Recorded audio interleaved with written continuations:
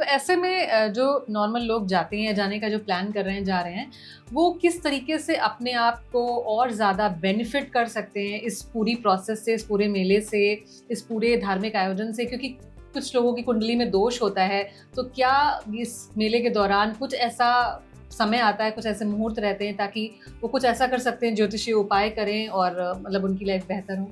जी, मैं तो ये कहना चाहता हूँ कि आप सब लोगों को मैं जो डेट देने वाला मुहूर्त, उस मुहूर्त में आपको स्नान करना है, उसको कहते हैं शाही स्नान। अच्छा। और इस बार 3 ही शाही स्नान है। अच्छा। तो 3 शाही स्नान में ऐसा कहा जाता है कि भगवान अपनी पत्नियों के साथ जब स्नान करने आ रहे हैं तो वो मोमेंट कैसा होगा, आप सोचिए। बिल्कुल। तो कौन नहीं चाहेगा कि हमारे कई कई हजारों सहस्त्र हजार वर्षों के जो भी आपके पाप हैं वो माँ गंगा के अंदर समा जाते हैं।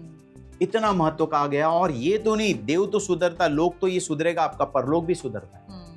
तो इसके अंदर आपको शाही स्नान करने के बाद में आपका जो गुरु मंत्र है उसकी चैंटिंग आपको करनी चाहिए। सबसे पहला जब भी आप जाएं तो सूर्य को जल दे करके, स्पर्श कर करके, माफी मांग करके आप गंगा नदी में आप प्रवेश करिए। प्रवेश करने के बाद आप जितने भी आपके सबसे पितर हैं, जितने भी पितर हैं, पितरों के लिए सबसे पहले डुबकी आप लगाइए, क्योंकि अगर वो नहीं होते तो आपका अस्तित्व नहीं होता। तो सबसे पहले पितरों के नाम की डुबकी लगानी चाहिए। दूसरा आता आपके जो गुरु जिनको आपने माना है उनके नाम का आपको डुबकी लगाना चाहिए। तीसरा जो भी आपके इष्ट हैं, आपके कुल देवता है, उनके नाम से डुबकी आपको लगानी चाहिए।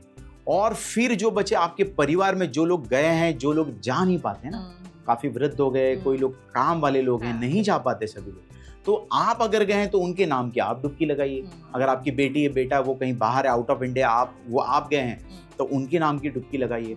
और 11 डुबकी आप आपके जाने अनजाने में जितने भी पाप हुए हैं उसके नाम से आप डुबकी लगाइए। ये गंगा माता, जो भी मेरे से कई जन्मों में पाप हुए हैं तो तू तो तारने वाली है, तो उनका नाम लेकर के अगर आप डुबकी लगाते हैं तो मैं ये कहता हूँ, और उस समय के बाद जो भी आपके एक अवगुण हैं वो अवगुण भी आपको वहाँ पे विलीन करने चाहिए। जैसे आपको किसी की प्रति ईर्ष्या होती है, या किसी की काम वासना बढ़ती है, या फिर किसी आपको मतलब कोई गलत लत लगी हुई है, तो वो वहाँ पर समर्पित करके आइए कि आज के बाद मैं वो नहीं करूँगा। तो मुझे लगता है वहाँ से आपकी जीवन है ना 180 डिग्री बदलाव हो जाता है।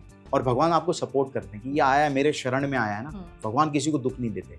भगवान बोले ये मेरे शरण में आया ना तो मैं इस मुक्ति का मार्ग खोलूंगा। आपने देखा है कि कहीं कहीं आपने कितने लोगों को देखा होगा कि वो समय में जाने के बाद उनका जीवन बदल गया।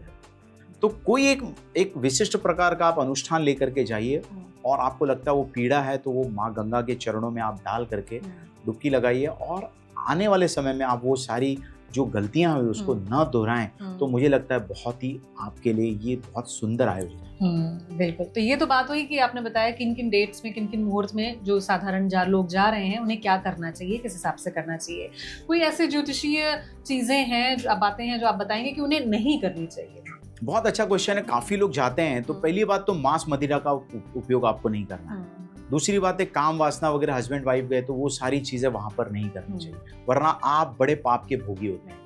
इससे आपको बचना है। तीसरी बात, हो सके तो अपने से किसी को कष्ट न देना, क्योंकि बहुत सारे लोग आते हैं मतलब अपना करना है तो किसी को धक्का मार देते हैं, किसी को गलत मार्गदर्शन कर देते हैं, बहुत उल्टा पुल्टा बोल देते हैं। तो ये व्यंग भाषा न बोले, क्योंकि आप ही के अंश हैं सारे लोग। तो गलती हो जाती है ना, गलती का नाम ही इंसान है, तो गलती तो होती रहती है। तो उस गलतियों से आप किसी को निंदा ना करें, व्यर्थ की बातें ना करें। और मैं चाहता हूं अगर आप कुंभ मेले में गए हैं तो आपका समय वेस्टेज ना करें।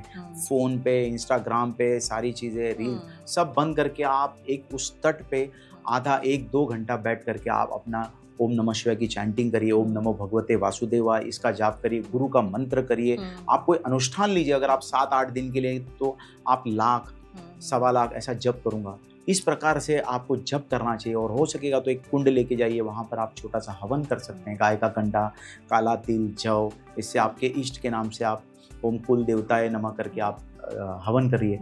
ये जो ब्रह्मांड में जाने वाली ऊर्जा है, ये बदलने वाली ऊर्जा, क्योंकि कहते हैं ना कि बात करते हैं कल की, खबर नहीं पल की। कब आप चले जाएं इस पृथ्वी से बोल नहीं सकते। तो ये जो काल होता है ये सिद्ध करने का काल होता है। मैं फिर से कह रहा हूँ, आपका लोक भी सुधरता है और आपका परलोक भी सुधरता है।